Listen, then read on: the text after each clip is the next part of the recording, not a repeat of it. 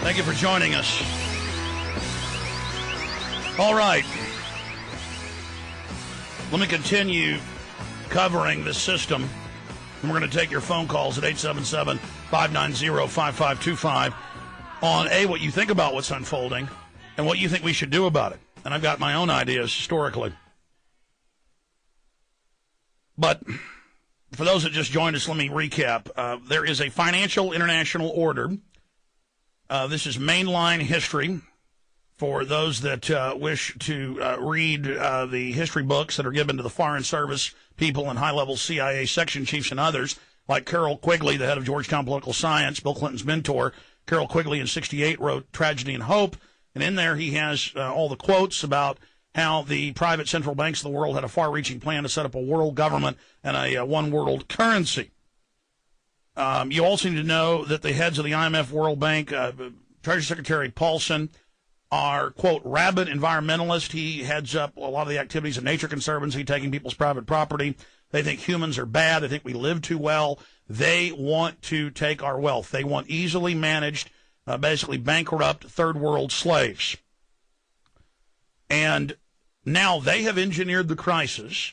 They have been given immunity, unlimited power in Europe and the United States through the central banks to basically do whatever they want. The private central banks are taking over the government functions and being given government power. It is not a banker bailout. It is a banker takeover. And then what did we tell you years ago and then leading up to this in the last few months? We said when they get this, I said this 3 shows ago. I said this last week. I say it on every show now, every radio broadcast, every TV show I do. I have laid out the facts for everybody and said they are going to propose a world government, a new world order, run by the private banks that have already bankrupted all the governments and control them with just fiat currency they create out of nothing that they then claim the public owes. And not only are you going to have hyperinflation that devalues your savings and your paycheck and your fixed incomes particularly, my friends, but I've got several headlines up on prisonplanet.com and Infowars.com for mainstream news saying get ready for a huge tax bill.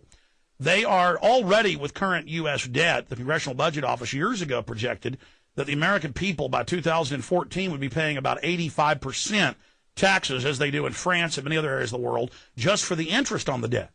But it's a fraudulent debt. The banks just write it off, but then they sign it onto our backs and then inflate the currency. But it's so amazing to read Bloomberg Financial. ECB sees global tripolar currency system evolving. European Central Bank Council member Edwald Notui said a tripolar global currency system is developing between Asia, Europe, and the U.S. We always told you, be trilateral, meaning 3. The North American Union, the European Union, the Asian Union. And I go on radio shows. I go on TV shows. I was on international television yesterday for an hour on a show called Four Corners on Press TV. By the way, we just linked to that up on prisonplanet.com. After the show, you can go watch it if you'd like. And they had this big financial writer from Russia, a big financial writer from London on.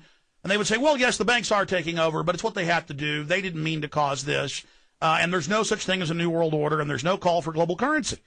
And I just fired out on the show 4 or 5 headlines yesterday on Saturday about this. Now, here's one from AFP, Agency French Press. It's a little 1-minute news clip.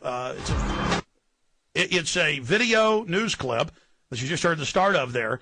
Now listen carefully. At the very end, they talk about a global currency, and I can play clip after clip of them calling for a new world order. In the words of the Prime Minister of England, Gordon Brown, a global system run by the banks with global management so these crises never happen again. So here it is. Another whiff of panic hit Asian and European stock markets on Thursday, just as European leaders were meeting for a summit in Brussels. Their aim, show a unified front in efforts to reform the financial system, bringing it back under control. What's been the recipe for our recent success? Our unity, coordination, the will to move forward. We can't give up faced with this crisis. EU members have put pressure on the United States for an early meeting of the G8 with emerging countries. The French president and the EU Commission chief are to meet with the U.S. president this weekend to discuss the proposal. Nicolas Sarkozy's initiative, which we backed from the beginning, this summit, the meeting on Saturday, and the consultation with all our partners would allow us to make great progress. de faire des progrès très importants. Europe wants to present a blueprint for a new worldwide currency system. Just as urgent are measures to fight an oncoming recession. All right. Now, that's AFP. That's as big as Reuters and AP. So that's the European, basically, AP out of France. Now, I have clip after clip of this.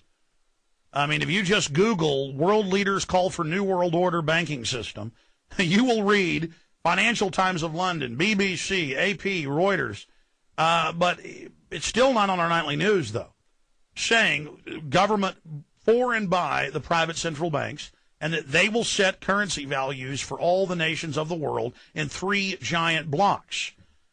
Now, here's another example. In my film Endgame, Blueprint for Global Enslavement, that came out 14 months ago, that came out a little more than a year ago, I show a press conference with George Bush, the head of the European Union, Barroso, and the Chancellor of Germany, Merkel. And they say, we have the European Union, we have the North American Union, we're already merging them right now. And they go on to say by 2010 they'll be fully merged.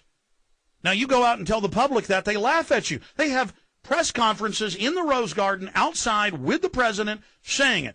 Now, in 2005, then head of Canada, Paul Harper, then President of Mexico, Vicente Fox, and then President Bush, still be president for another 3 or 4 months, met at Baylor up in north central Texas.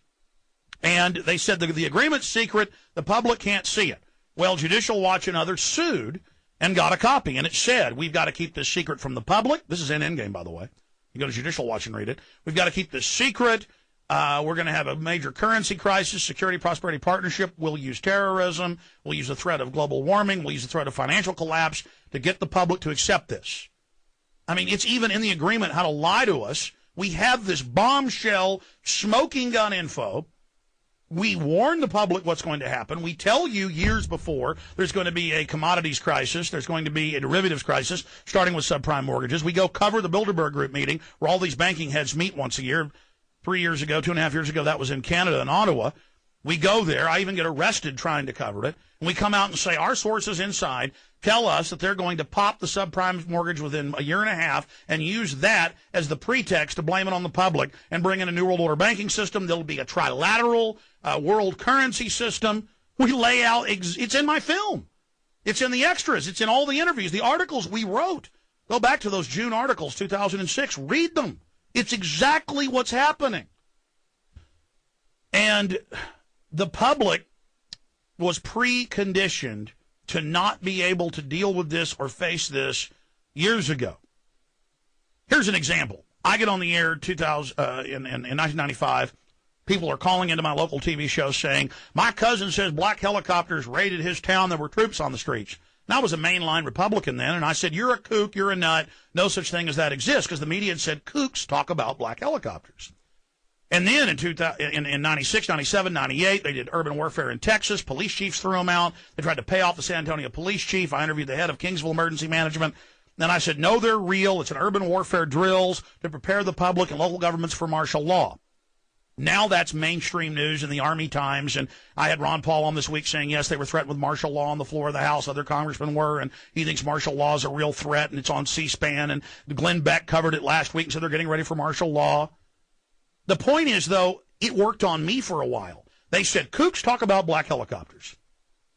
And I'm like a mainline Republican host when I first got on. I mean, I was anti-Federal Reserve, kind of a Ron Paul type, but, still a lot more, quote, mainline. Well, I was ignorant. So, see, before they turned the urban warfare loose on us, they said, kooks talk about this, it doesn't exist. Before they turn a new world order loose and a global banking system, they say, kooks talk about a world currency, it doesn't exist. Kooks talk about a North American Union. Then they set it up, and the public won't talk about it because they heard kooks talk about it.